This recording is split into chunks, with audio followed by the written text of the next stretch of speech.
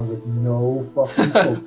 No context. All right, so welcome to the first episode of the CBM Discord podcast. My name is Neophant, and I've got a couple of guests here with us today.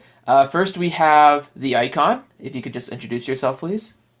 Hey everybody, Icon here, and Roman hates everything that I say. Speaking of that, we've also got Roman. You confused me with Veal or something because. And anyway, I'm Roman. You haven't even mentioned that we're affiliated with NewGaf. That's in the name. Yeah, absolutely. Well, this is kind of like the NeoGaf CBM Discord podcast thing. I'm not sure how official it's going to be, but I'll definitely put up the recording later in the day. And finally, we've got Foolia. You haven't even let me introduce myself yet. That was your introduction. I wasn't even done nitpicking yet. I come to the introduction later. First comes the nitpick. Like, okay, Roman, you had your 2 seconds. We're moving on. Yeah, exactly. All right. So like the Betsy DeVos congressional hearings. You get 5 minutes. Fuck you. Play the music. Let's get on with this. Okay. All right, Fulia, did you want to say something before we started? Hi. Okay, that's great. Can I have 5 more minutes now, please? We'll start off with the first movie. So we're gonna be talking about the movies that came out in 2016 that had their origins on comic books. Oh, kind of like the big comic book blockbusters of 2016. And last year there were a record number of 6 big budget films, starting with the first movie, which came out in February, Deadpool. I wanted to ask, how did you guys like Deadpool overall? I guess I'll start.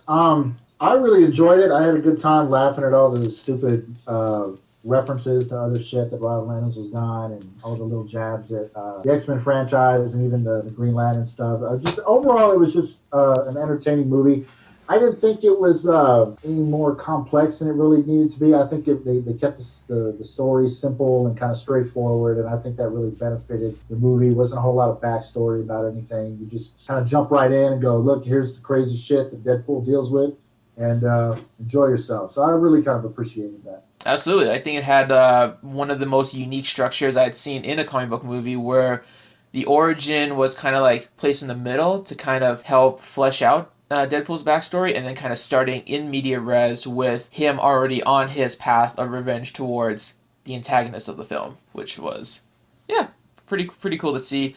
I enjoyed it. I laughed at quite a few jokes. There were a lot of great comic references. I had been a big fan of Deadpool since the Cable and Deadpool series by Fabian Nicieza and numerous other artists. And overall, I felt like the third act was a little bit disappointing with how cliche it felt. It was still extremely remarkable just to kind of see that kind of character place his mark on the big screen and being portrayed so well and so humorously by Ryan Reynolds. Did anybody else have something they wanted to say really quickly about it? Well, I'm not sure if I can say something very quickly about it, but I was taken to that film on my birthday because it aired on Valentine's Day, and my birthday is the day before. Okay. So I didn't even pay for it. Nice.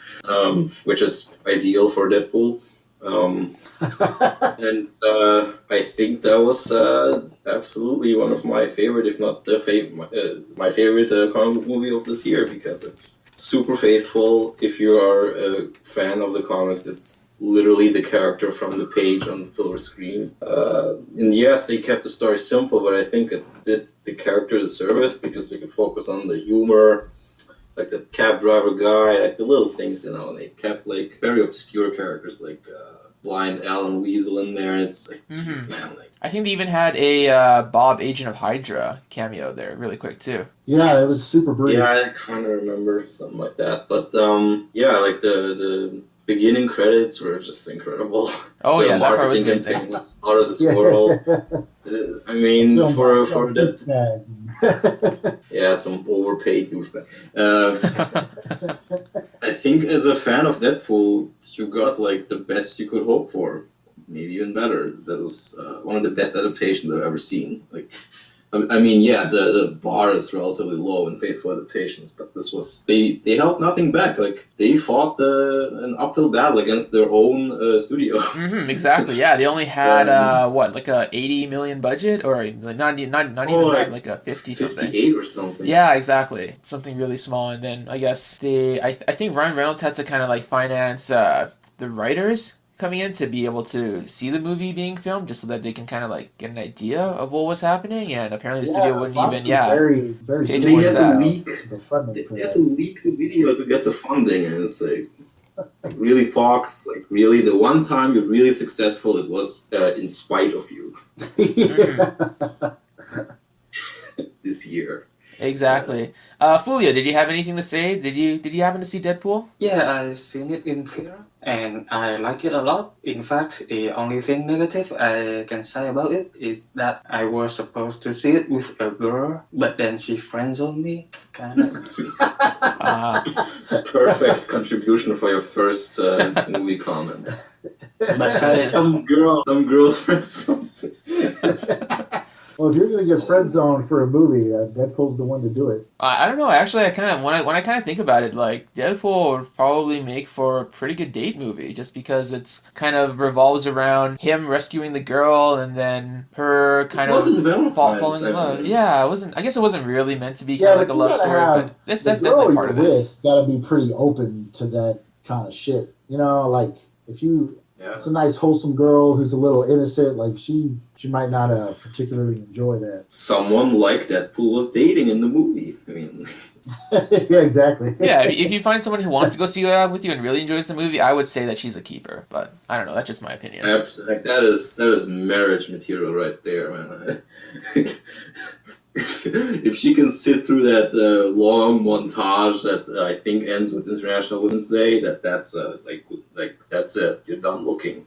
Okay, so we've talked a little bit about Deadpool. Then on March, But I have one. Oh yeah. I have one criticism though. Sure. Yeah, the story was simple, but also what was kind of weak once again in the Marvel film is the villain. Like Francis was pretty alright, but one of the simplest things they could have done. But the stuff with his name was pretty entertaining for a while. I don't think he was really able to carry the whole movie. Oh yeah, absolutely. Yeah, I he's mean, villain. Definitely he's yeah, villain. a little bit. Ajax, I believe his name was, or as they constantly refer to him as Francis. Yeah. Okay. Well, He could speaking, have done better. absolutely. Well, speaking of difficult or slightly maybe disappointing villains, we'll move on to March with the release of Batman v Superman: Dawn of Justice. I wanna ask something. Yeah. Of course. Is Sorry. that it's kind of crazy how they are talking about Deadpool winning the Best Picture for the Oscar. Oh yeah, for potentially being nominated for a Best Picture. Yeah. Oscar. Yeah, that's a possibility. I really want that to happen just to see all the meltdowns. That'd be pretty fun. Yeah. I legitimately want that to happen. Just to see people, what about Dark Knight? I don't really care one way or the other. I mean, Deadpool is just something that stands on its own. It doesn't matter whether it gets a nomination there. I'm just glad it exists. Yeah, exactly. Sorry, so yeah, before we keep getting off track, on March, the release of Batman v Superman: Dawn of Justice was met with very, very high expectations, and I don't necessarily know if the box office reflected the amount of hype there was for the movie, because it definitely felt like after the second week, it kind of dropped off a bit. But I'd love to hear what you guys had thought about the theatrical cut. Let's just talk about the theatrical cut right now. Okay. I had really no idea how to feel about it when I first got out of the movie. Like, I really wanted to like it. There was definitely some parts of it that I thought were just amazing, but it didn't feel right, I guess is the proper way to explain that. It felt off. Okay. And I remember there being being majorly disappointed because I was so excited for that movie, and I had read everything, any little bit of news, every interview, any little tidbit of information. I absorbed that stuff like a freaking fiend. And one of the major things that I was concerned about going into it was this, how much of Batman was in the movie, how much was Superman in the movie. I didn't, because WB's got this, or not WB necessarily, DC has this major problem with having Batman sort of overshadow the rest of their characters, their roster. And so I was concerned that Batman was going to kind of take over the whole movie and kind of leave Superman off to the side. And Zack Snyder had made a comment about, well, there's a lot of Batman in the beginning of the movie, but it kind of evens out as the movie kind of goes on. And in the theatrical cut, it's not like that at all. Superman is barely in that movie. Pretty much up until the title fight, right? And then when you look at it in that context, what happens? Batman beats the shit out of Superman, and then he dies 5 minutes later, comes back to life. 2 minutes after that, dies for good. And it's like, what the fuck? Like, why would you do that to Superman in his own sequel? There's not a whole lot of, because you get no motivation on Superman's part of why he wants to fight Batman, because that's all cut out. And then Batman just seems like completely off the wall. There's not a whole lot of context to his rage. And so that's, and then, the whole Africa plot line is completely destroyed in the theatrical cut. So people are like, well, are they assuming Superman killed people with guns? Is that why they're blaming him for Africa? Like, what the hell's going on here? Absolutely. It felt like there was definitely a lot of connecting tissue that was cut out from the film. Were you aware that there was going to be an ultimate cut when you had seen Batman v Superman in theaters? They talked about that like 3 weeks before the movie came out. Yeah, exactly. It was up in that Variety article. It felt like almost kind of like a letdown, knowing that there was so much of the movie that was cut out, but was later going to come out anyways after the theatrical release. Yeah, so I was like, why would I even want to go see this if you're telling me if I wait 5 months that there's going to be a more complete version of it, So it's hard to objectively. Exactly. Well, you're only looking at the theatrical cut right now. So, did you want to say something really quick, Roman? Did you happen to see the theatrical cut in theaters or sometime during the release month? Yeah, like not on release day, but later. Okay.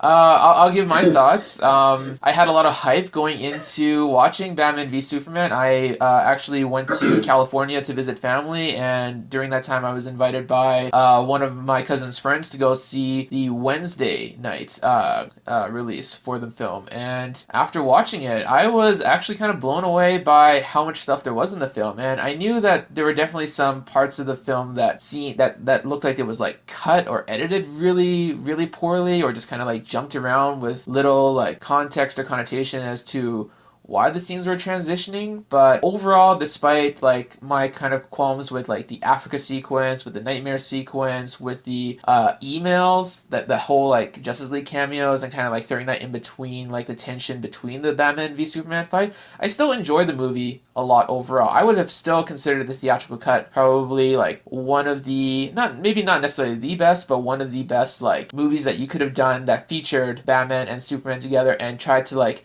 make their conflict into this meaningful like way that would actually kind of shape how the future of the DC universe would look like. And I greatly admired that. But yeah, we'll talk about the ultimate cut in a little bit. Foolia, did you want to say something really quick about the theatrical cut? Well, I think that the theatrical cut is very incoherent, like the first two acts of the film, and usually I don't mind dialogue-heavy film. Very dialogue-heavy film, yeah, absolutely, yeah.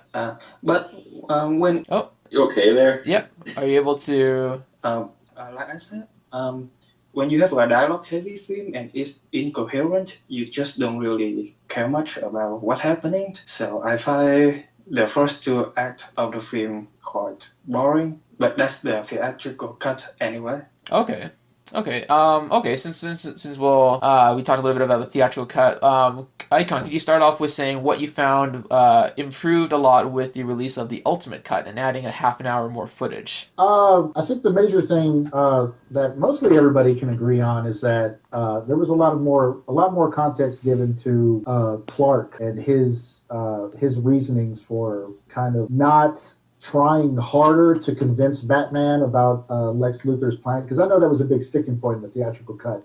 Is that Superman's like, hey, you don't understand, Lex is behind all of this, and then he just starts kind of trying to kick Batman's ass. And it doesn't make any sense why he's like that in the theatrical cut. So in the ultimate cut, after you get all this other information of, Lex is murdering these Bat-branded people, and he talks to that guy's girlfriend who has the sign, and she's like, you can't stop somebody like that, with words. It's got to be a fist. And so, when Batman's in his face talking about, I understand, even though he's not listening. So it's not a perfect kind of explanation, but it does give you at least something where there was nothing before. Okay. And so I think the ultimate cut kind of does that to a lot of different things in the movie, especially the Africa scene. Absolutely. Well, my biggest impression upon watching the ultimate cut was that the transition to scenes were a lot more smooth and more cohesive, especially with a ton of little background characters kind of world developing and world building the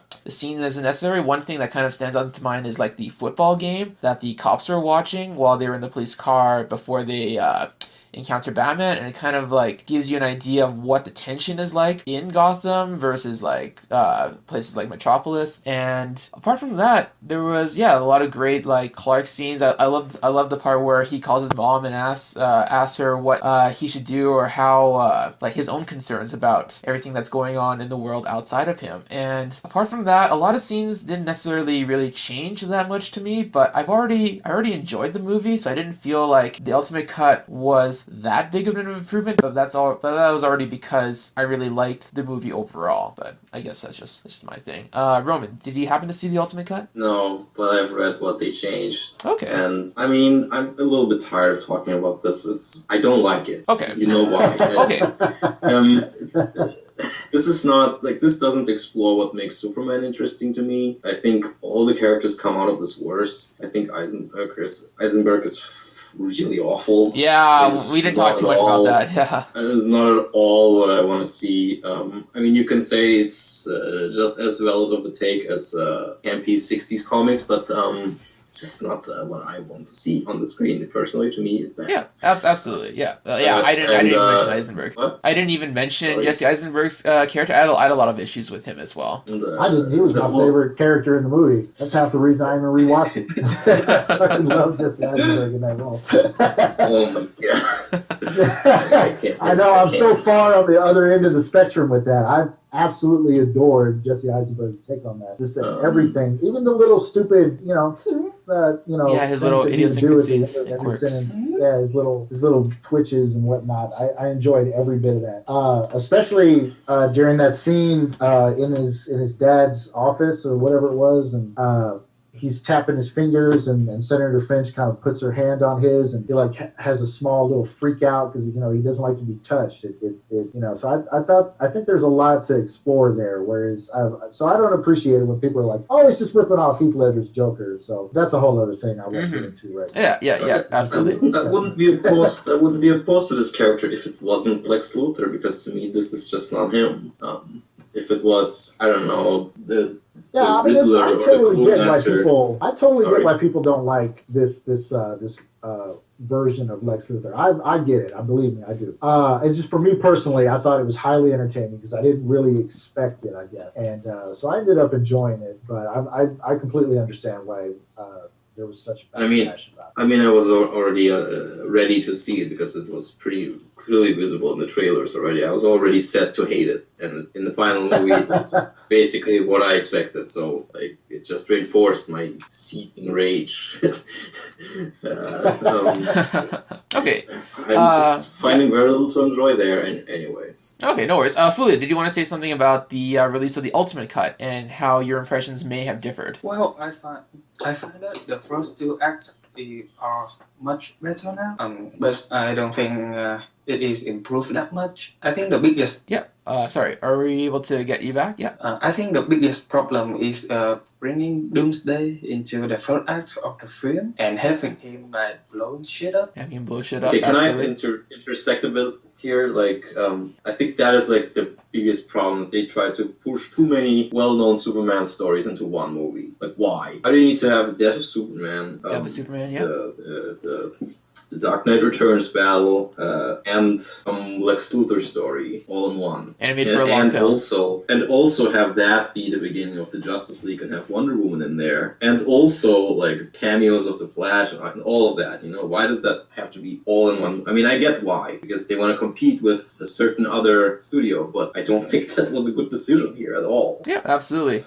I think the major problem is, just to kind of give one last point on it, is it's not what they tried to do, it's what they tried to do in that amount of time. Like if Batman v Superman had been sort of separated into two movies, right? Because the Capitol Hill explosion happens right at the middle of the movie. That's right at 1 hour and 30 minutes into the ultimate cut, right? Mm-hmm. So you take everything before that, kind of flesh it out, make it a little bit more coherent, flow a little bit better, kind of explain some of the vaguer points a little bit better, and then go into the second movie. This is where you have the title fight and things like that, kind of flesh all that out more. I think it could have been done well if it was separated into two movies, but to do everything that they tried to do and squish it into 3 hours, I think is probably one of the major problems with the movie. They're definitely a lot of... 5-episode TV series or something of that amount of content. Well, I don't know if it would have the same budget, though. This is exactly what Deadpool did super right. I mean, this is still a character that has, it was created in 91 or something, so he has, 25 years or more of content, but the story they made up for the movie is just, he origin story, and also he saves his girlfriend. That's literally it. Yeah, exactly. Because they're not trying to lead that into a big franchise or anything, so it's just this character and this cab driver and these two X-Men, which was awesome, and two antagonists, and that's it. Yeah, absolutely. So speaking of Batman v Superman kind of being only really the second film in the current DC cinematic universe, we'll move on to Marvel, which is currently on its 14th film in their cinematic universe with the release of Captain America Civil War, which came out in May. And I think this was probably the biggest out of all the 6 movies, the biggest domestic and international worldwide box office with over $1 billion in box office receipts. And I wanted to ask what you guys thought of Civil War when that came out. Whoever wants to start. I think. Come on, man! You started twice already. Right? It's my turn. Yeah, absolutely. Yeah. You're really So that movie I watched with PhD students from my lab, and that was interesting. Let me so that you don't call me biased. Let me start with the things I don't like. Again, the villain I don't think he's bad, but the plan is arguably in awfulness comparable to Lex Luthor's, and that's pretty bad. Okay. You know what I mean? The whole it's very convoluted. Yeah. Everything has come together exactly at the right time for this to work at all, and he could have done it simpler, and it was just a lot gamble on it was I think really unnecessary. Even though I do kind of like this more subdued take on Zemo, and having a German actor, of course, that's the up and coming Daniel Bruhl. Yeah, absolutely, he is fantastic. And tying into Age of Ultron, which I also, by the way, did not enjoy at all. So yeah, I mean they are pushing this angle of things having consequences, which DC also tried to do with BVS. But here it's over a longer course of movies. A movie that came out 2 or 3 years ago has consequences in a movie that comes out this year, and that's, I think, pretty interesting. That has not really been done before, as far as I know. It's the interconnected tissue of comic book movies nowadays, especially if you want to establish a cinematic universe. But specifically, the aspect of citywide property damage, in the Marvel universe now, with multiple cities and whole countries being affected, and that's what this movie is kind of hinges on, these accords, these Sokovian accords, and I think that's a really cool idea. I mean, of course, it's still in a superhero setting, so they're not going to explore real world hard-hitting issues. But it's more than I expected them to do this soon, and I think another thing I didn't like was the passage of time and location is not really clear. They have these huge those huge location words, titles. Titles. That is all over the place, and it's not clear how much time is passing.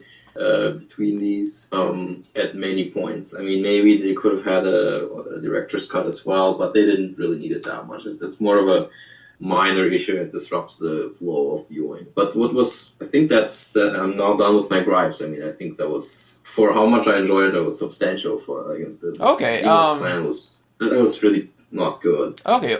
Just in a really quick couple of sentences, could you say why you really enjoyed Civil War? Yeah. So again, I think the interconnectivity really helps here, and they are being extremely not to the maximum amount, but they're being okay. What are these sounds? Icon, are you okay? No. I'm not sure. Oh, I think maybe just breathing or something like that. Well.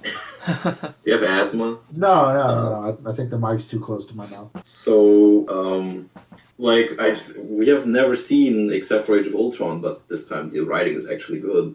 A movie like with such a huge brawl of like so many characters, and they've really paid attention to where every character is during the big airport battle. Even though I gotta admit, what is Vision doing? Where is he? I don't know. He could have ended it much earlier. But admittedly, this scene was probably very hard to write for every character. But what's really good is that the voices of the characters are really distinct. Like you see Tony Stark and you see Steve, and they have just very like you don't need to see them; you just hear them talking. Even if they have the same voice, their speech patterns are so distinct, and the characters are so faithfully adapted. It's really nice. And then you have the Black Panther. They did so much in this movie that as a comic fan you really appreciate. Like Black Panther is exactly like you would expect him to be, really faithful, and absolutely. Suddenly Ant-Man turns into Giant Man. Like holy fuck, man! I did not see that coming. That was a great moment. Because they did not reference that in his own movie at all, did they? Absolutely, yeah. They have that brief interaction with Falcon where it was just an interview or a test run or something like that about that. Did he turn big there though? I don't think he turned big there. No, I don't remember it even being mentioned at all. And Spider-Man, I've talked so long. I haven't mentioned Spider-Man. Yeah, that was great. I mean, I liked the first two Spider. Well, I mean, I have rewatched them recently, and they don't hold up that well. But I think what's this guy's name? This little boy's name again? Oh, Tom Holland, the actor portraying Spider-Man. Oh well, yeah. He's he's straight up early Spider-Man on screen, early Peter Parker. Yeah, still in like high school and everything. Yeah, you hear the insecurity in his voice. He has like Tony as his father figure, which harkens back to the comic Civil War. It's I don't know, like I wouldn't call myself a Spider-Man fan, but I really appreciate the character work that went into like putting that on screen, and then his combat capabilities were very accurate. He like Winter Soldier had no chance against him, and Steve also struggled, even though he's just starting out. So yeah, like it was a very accurate portrayal of how he would handle himself in that kind of battle. Again, I didn't really like a Vision thing, and I'm not sure if I like how nerfed Scarlet Witch is, but I mean she's also just very. Yeah, her power set is always like in flux, or it's always being questioned, both in the comics and in every single like adaptation she's been in. But yeah, it kind of seems like they just have it simplified as telekinesis, you know. Yeah, I know. Yeah, it's a little bit weird. Foolia, did you want to say something really quick about Captain America: Civil War? Yeah, I enjoyed it a lot. Like, I think the characters were all well done, and even though I think that Spider-Man isn't as crucial to the plot as I wanted him to be, it's still pretty nice to have him there. The problem I have with the films is the structural. I think that it didn't pace as well as Winter Soldier. And the change in location, like I agree. Yeah, only make the film like a little bit incoherent. Another problem is like again, Zemos, his plan is very contrived, and his motivation. Why I wouldn't say that his motivation is not compelling, but I think that it's quite cliche, and the way that he get himself arrested by Black Panther is just so dumb. But I like the film a lot. I think it was very well done. The Russos, they are really good directors. Okay, Icon, did you have anything that you wanted to add to your impressions of Captain America: Civil War? Yeah, I'll just be quick about it. I really enjoyed it. I liked it much better than the theatrical cut of BBS.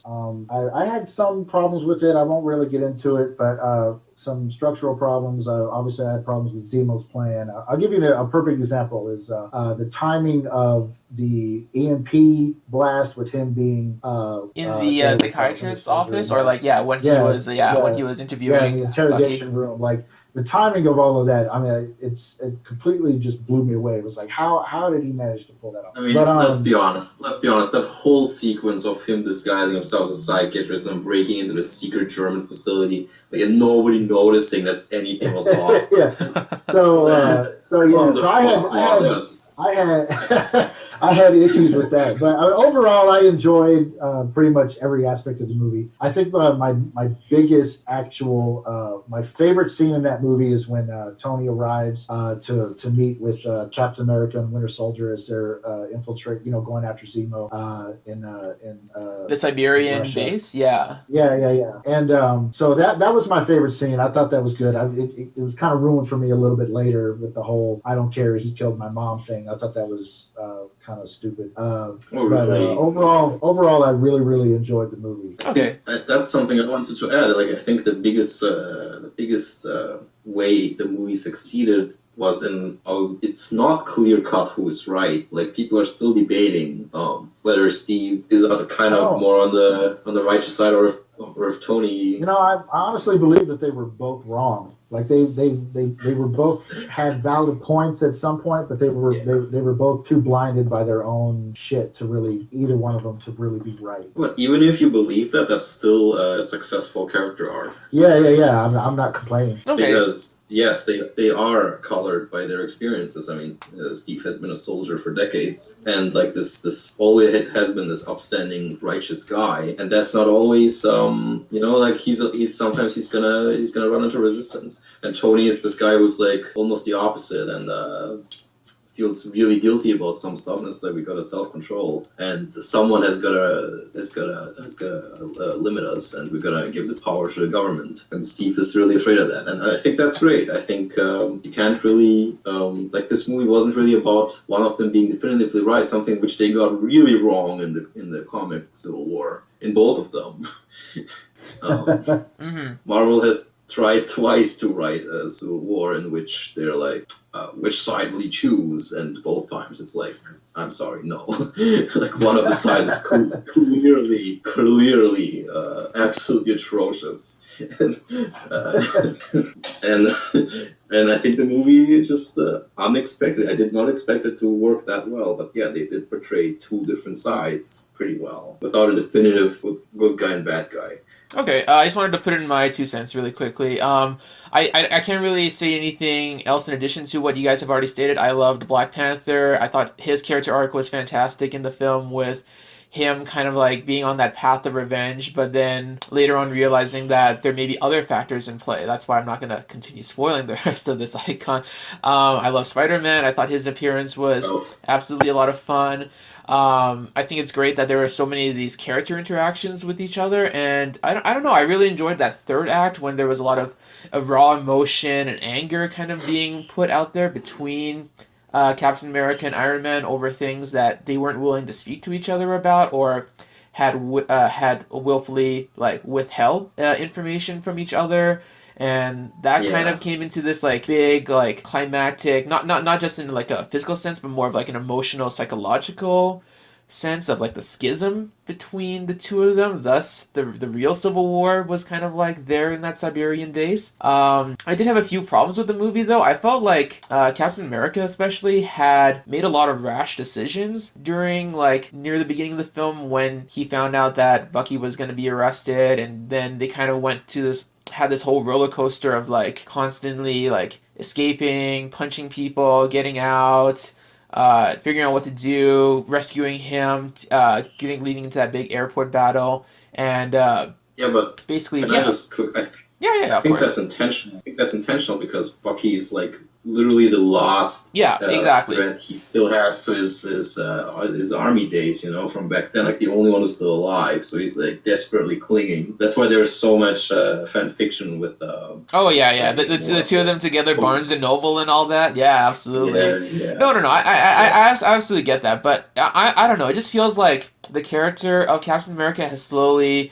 gone from the like pure paragon of nobility and honor, has slowly kind of like has gone into a darker path, especially with him being more exposed to the modern world. And it started with Winter Soldier, and now it's gone to the point in Civil War where even his personnel or his character arc is kind of like blurred between right and wrong, and it is something that I think a lot of people do appreciate, but I don't know if I necessarily if I especially know about that type of thing in like all the Captain America books I've read. Like even the Ed Brubaker stuff has clear distinct lines. So I don't know. That's just my own thing. I do like it. I think especially nowadays, especially in the last couple months, it's become clear that we have to blur the lines a little bit. Like Captain America can't just stay the way he's been. I know, exactly. He's been portrayed in the 40s.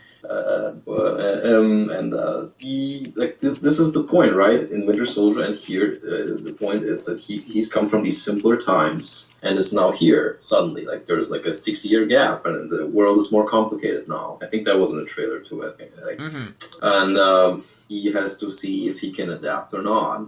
And there's Natasha, who's like constantly like egging him on and stuff, and like he's not used to the lifestyle in our times at all, and that includes politics. And I mean, in the comics, it was also like there were periods where he found out Nixon was a leader of the Secret Empire and denounced his Captain America role and became a nomad or something. Oh, okay. I haven't read those comics in particular yet.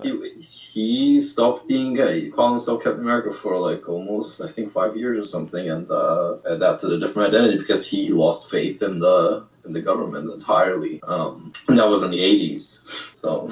Okay. That was so like it's pretty clear that Captain America does not support everything the government does, and absolutely, that's definitely something that you got from watching Winter Soldier, that he had a bit of a distrust of the government after he realized that it had been infiltrated by Hydra for so many years, right? Absolutely. And that's the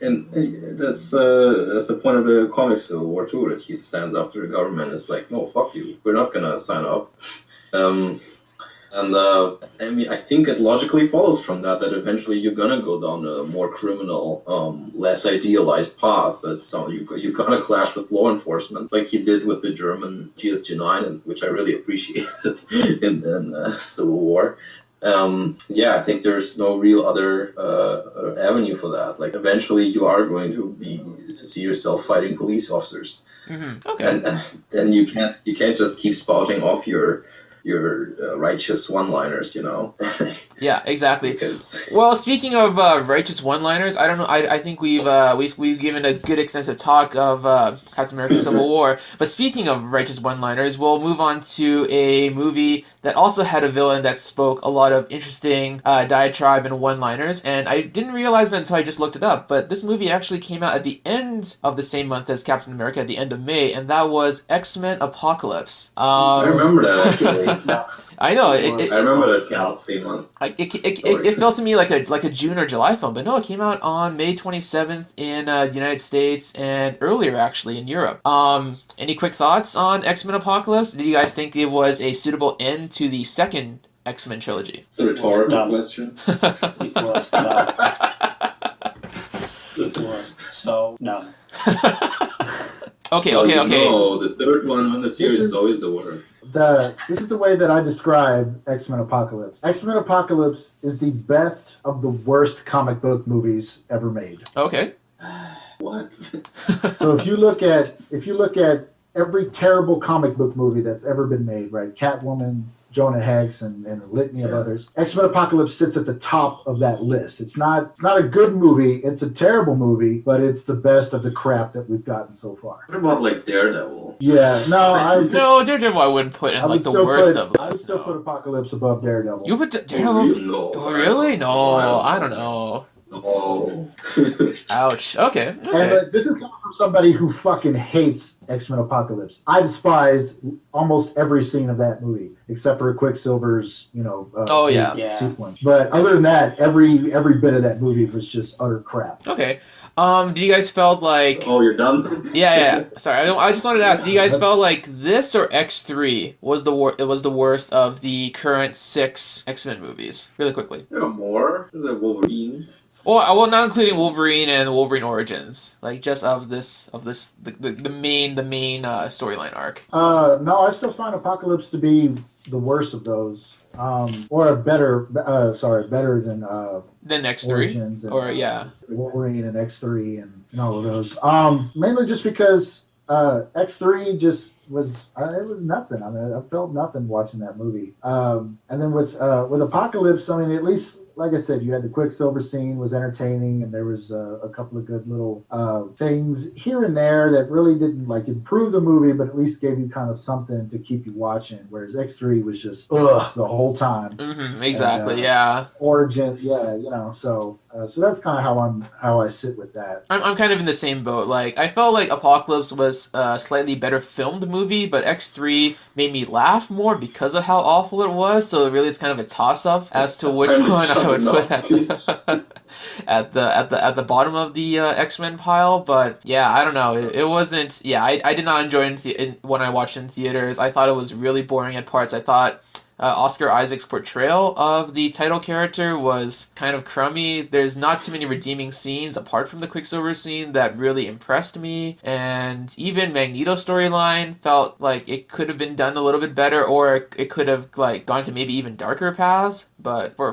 what it was, I mean, yeah, I would actually rather watch X3 more than watching X-Men Apocalypse, which is kind of depressing. So, I mean, I could already tell from the trailers this is gonna be absolute trash. I don't know about you, but like, to me it was clearly visible from months before that this is gonna be not worth watching at all. And the acting looked awful.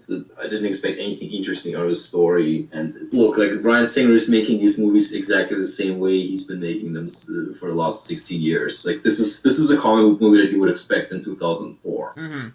Yeah. Right? I think that's an excellent way to put that, actually. Yeah, definitely. Foolia, did you want to say something really quick? I feel bad for keeping to interrupt you. Well, I think this is so dark. I think we lost him again. Are you there, Foolia? Oh, okay. I we mean, got this him kind back. of stuff you Okay, have so to cut out. the most offensive thing for me in that film was Xavier. So he erased this girl's memory without her consent, and then after she has like a stable family and things, he decided to restore those memories. Like, what the hell? Yeah, what a dick. It was so her memory. It was so offensive. Wait, what is this about? Can you just describe this? What is this? He's describing the scene Okay, where so- Rose Byrne's character, Moira McTaggart, she had lost her memories of knowing Professor Xavier, I believe at the end of X-Men or First Class, but then at the end of X-Men Apocalypse, he restores those memories so that she's able to remember all the times that she's had with him. All the times she's had with him.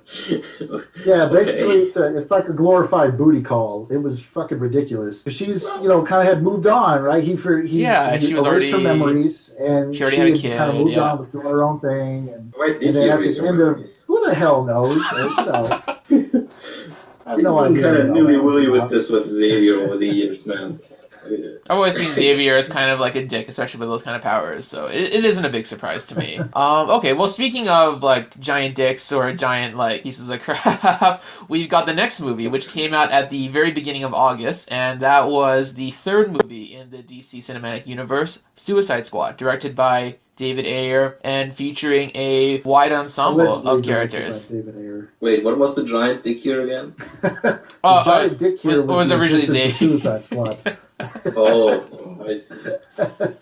I didn't want to miss that detail. Much like BVS, it had a very initially negative critical reception, though it did seem to make quite a bit in the box office without even China, and I believe it made about $740 or or 50 million or something like that, and seemed to be a big hit with a certain portion of the movie watching audience that we may not be necessarily a part of. And I think we had talked about this kind of like at the beginning of our recording, but quick thoughts on Suicide Squad. It sucks. I think I would have preferred to have seen Ayer's actual cut of the movie, the one that tested really poorly with test audiences, that sort of got WB to come in and be like, oh, we need to kind of add more fun to this, and let's do the reshoots and get this trailer house company to do it. And so I think the reason, at least in my personal headcanon, the reason that it tested poorly, Ayer's original cut, was because that one, I believe, probably did a better service to Harley Quinn. And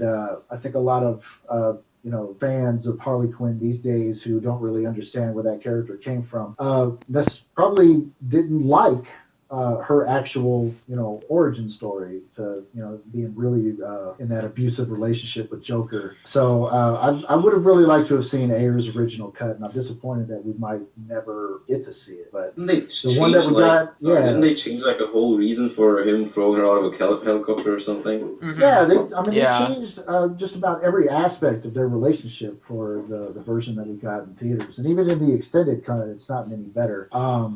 So it's I just that whole movie was just a reactionary thing because WB didn't know what to do about the way Batman v Superman went, and they were trying to save some face, and I think it bit him in the ass. So do you think this is going to be like a vicious circle now, that like every negative reception is going to fuel changes? Yeah, it very well could be. I mean, WB is not given even people like me who are less critical of the DCEU so far. They haven't really given me a whole lot of reason to be excited about the upcoming projects. I'm still excited for Wonder Woman. I'm a little less excited for Justice League. But there's not a whole lot of, especially compared to my excitement for Batman v Superman before that release, it's my excitement levels are way, way, way down. Okay. Roman, did you have any other additional thoughts on Suicide Squad? I think you had mentioned it before, but I was gonna say you had. I believe you told us earlier you hadn't seen it yet. So all of your impressions come from what you have seen written by other people who had seen the movie. Yeah, I mean, I know the plot, I know the twists. I mean, it depends on if you're gonna cut out the first part of our conversation or not. Because. Oh yeah, no worries. Well, we can talk about that later. But I did want to ask: was there anything that you had read that you thought might be a good aspect to the film? Was there a particular character that had been received positively that you might have liked? I think Boomerang maybe. Okay. And let me think. Definitely not Enchantress. Yeah, probably not. Big note there. Who is like I barely know this El Diablo guy. And the rope guy doesn't matter. Yeah, rope guy doesn't matter. He never did. I think that's also a character who really suffered under the reshoots, because I read he was supposed to be a rapist or something, and that would have been interesting to have on a team. Yeah, I think the movie was going to set up pretty early on that he was going to be like the example to show the rest of the Suicide Squad what happens when you mess with Amanda Waller, essentially, or with the team. If you barely know him, you don't know anything about him, he barely talks, and then you kill him off. It's nothing. It's how not to create emotional reactions in the audience at all. It's awful. I will say that I think Boomerang and Amanda Waller were probably my favorite characters. Will Smith was entertaining, but entertaining in the sense that it was Will Smith, not necessarily his dead. Yeah, because he himself has always been a very fun and charismatic actor when he gets the chance. I think Viola Davis is really great, but I can't take Amanda Waller seriously if her plan doesn't make any sense at all, and she also kills her own agents for no reason.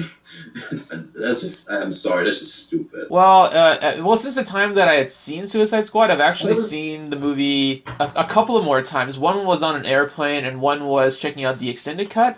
And the more I watch it, the more I kind of realize it's definitely not a movie for me, but I can see why it was made, how it was made, and kind of like all the little missteps and weird kind of like takes into the concept of the Suicide Squad that completely turns me off as someone who's actually like read all the comics and kind of is currently reading through the famous original John Ostrander run that made the squad so famous. Yeah. And basically, like, it feels so completely different. And now they're propping up the Suicide Squad in the comics as being like a team almost equal or on par with Justice League, which is kind of laughable. But at the same time, they're almost popular enough with the general audience that you could almost buy it for a sec. But overall, I would put If you read Ostrander's run, you understand why there is a Suicide Squad. Oh yeah, absolutely. The whole concept of these criminals.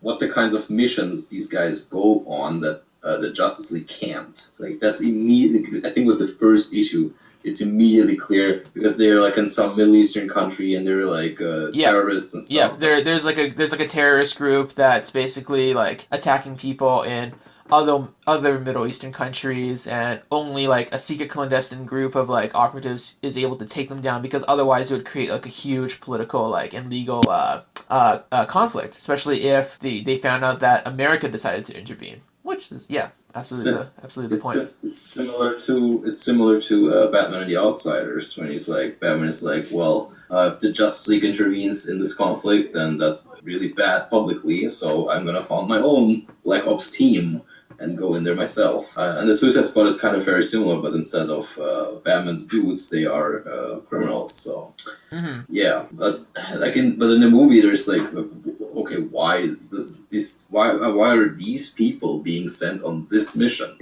I know, yeah. So, in the context of the movie itself, it's so weird. The premise is we want to have something in case the Justice League goes bad. So we have this guy with the ropes, and we have this guy who is a crocodile, and we have like this kind of crazy girl with the hammer. Yeah, with the hammer, and yeah. And this guy with this walking Australian stereotype with the boomerang, literally with boomerangs from Australia. Yep. If you think about it for even 2 seconds, you're like, and you're asking them to take down a threat that could potentially end the world, and yeah, exactly. That whole third act was the whole problem with that is the opening scenario. You know, they say, what if Superman had decided to rip off the roof of the White House and yank the president out of the Oval Office? Who would have stopped him? None of them. You know, maybe Enchantress. You know, but what the hell is Boomerang gonna do? Yeah, I don't know. I mean, that's what I said. That's basically nothing makes sense.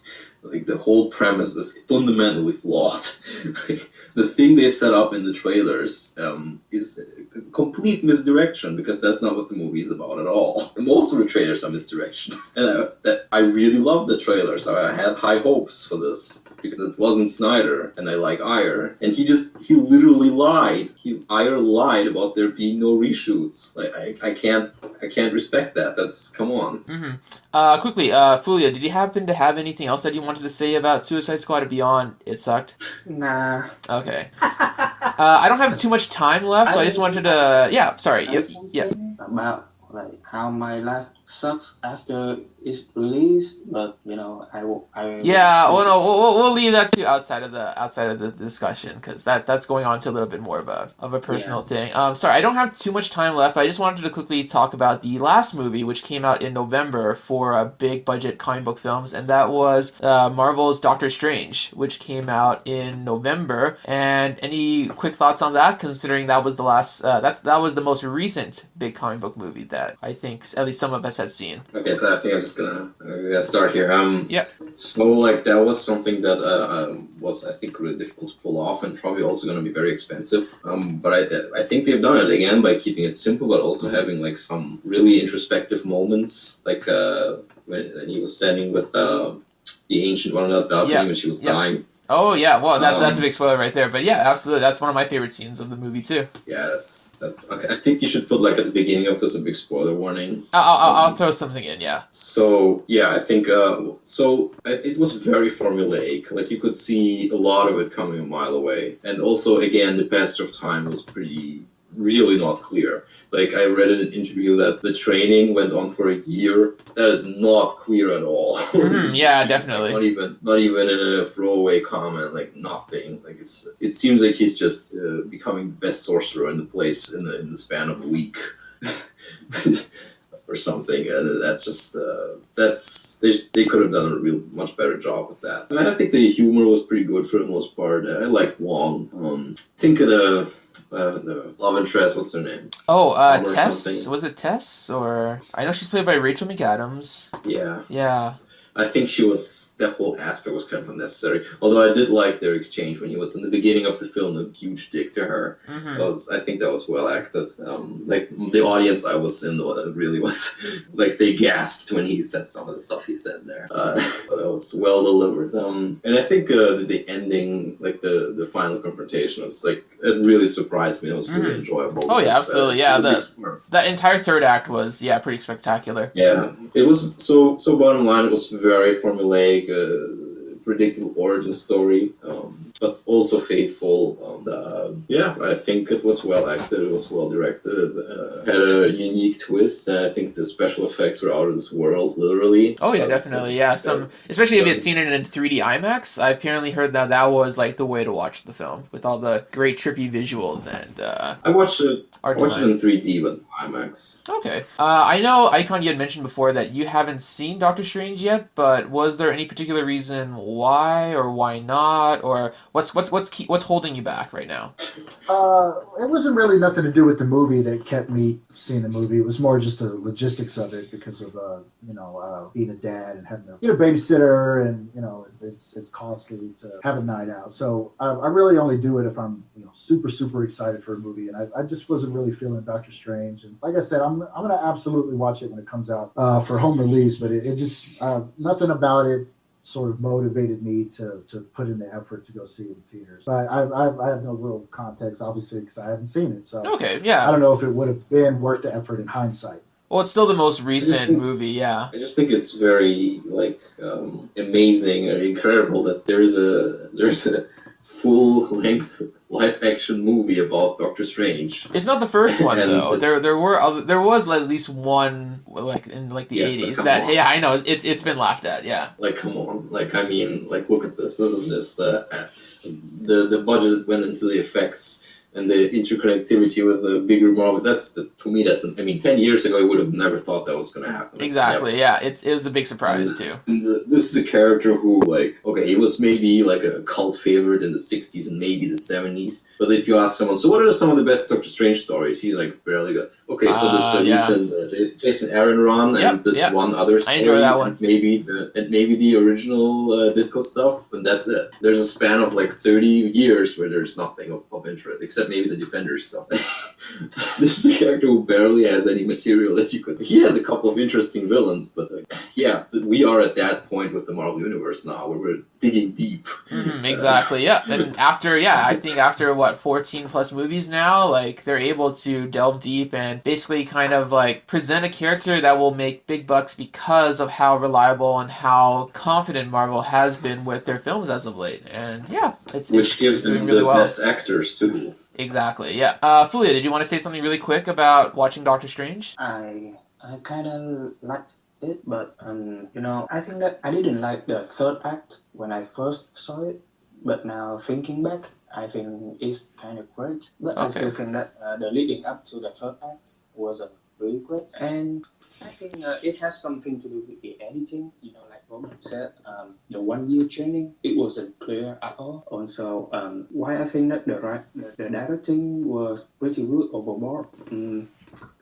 The action scene was very mediocre. Oh really? I disagree with that. Hear me out a bit. I think that it has great visual, but as the film went on, the visual is just the backdrop for generic action scenes. I don't know if you agree with me, but that's how I think about it. But what I liked about it is that they had distinct types of magic for the protagonist and the antagonist. The antagonist had these glass-looking crystal weapons. And the people on the side of Doctor Strange had these green circle things, and the No, the protective spells. I think that was really, and also his cape. That was a breakout, like a bunch of breakout moments for me in that film. Like whenever the cape was up to some shenanigans, it was a great idea to make it. Yeah, kind of making the cape its own character. I believe that was like very highly praised when the early reviews had come out for the film.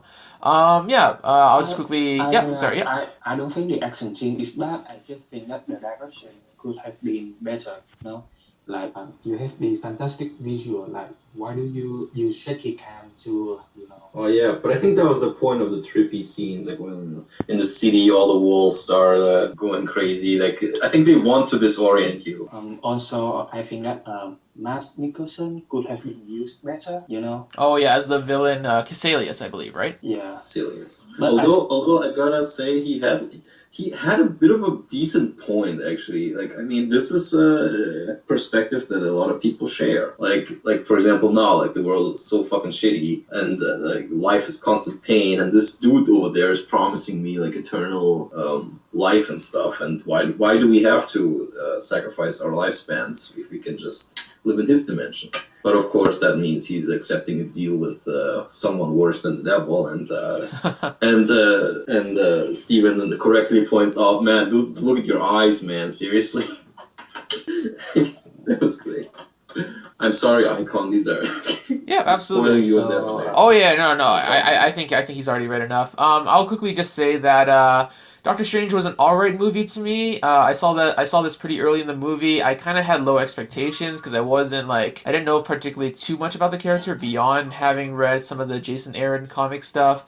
I felt like the thing that really brought down the movie for me was just all the random moments of humor that kind of like took away a lot from the tension of watching the film, and just kind of like constantly hearing both Benedict Cumberbatch as Doctor Strange make quips and jokes, and even having Cassalius kind of respond in kind, and having like all this stuff. Like the only really serious character that I really enjoyed was Tilda Swinton's character, because she pretty much played it straight and did a really great job, and I felt like all the scenes that she was in, she was phenomenal. But after her presence in the film, it felt like it was going towards a very, very stereotypical Marvel formula. Everyone jokes, tries to lighten everything up, make the audience laugh, and at the same time also kind of hamper the story a little bit. But overall, it was okay. I was kind of disappointed as the soundtrack.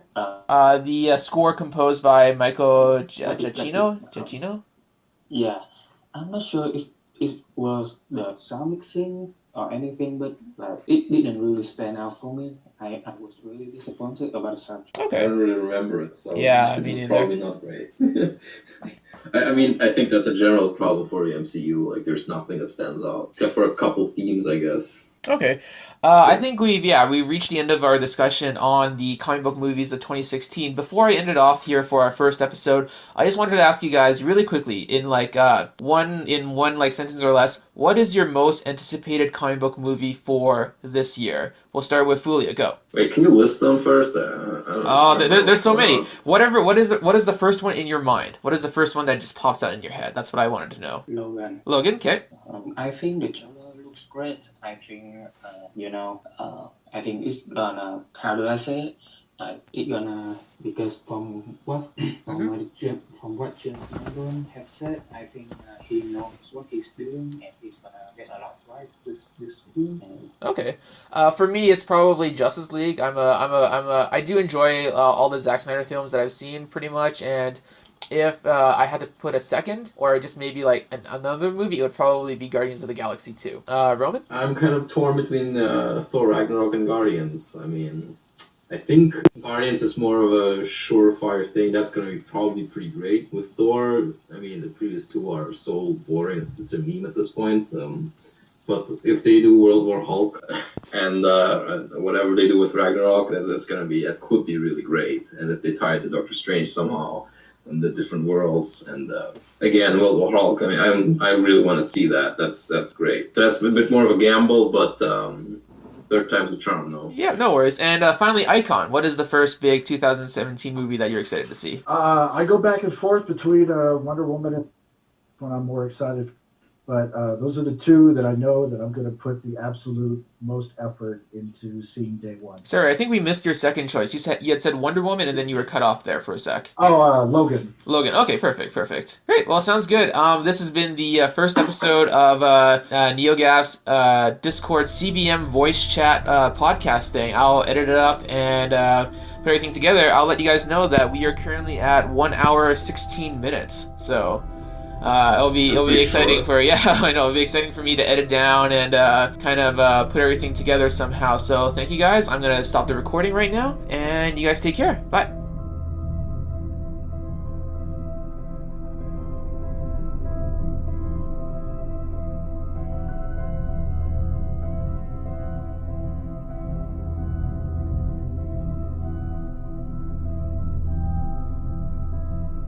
One was not targeted at people like us. Yeah, the like hardcore everybody comic that I comedians. know who's like a casual kind of fan of these movies, like they don't really know nothing about the history or anything about these characters. Never seen anything really. They just kind of have a vague knowledge. They fucking love Suicide Squad. Pisses me off because I'm watching it, particularly I'm like, this is fucking stupid. like it pisses me off particularly because it's like Harley.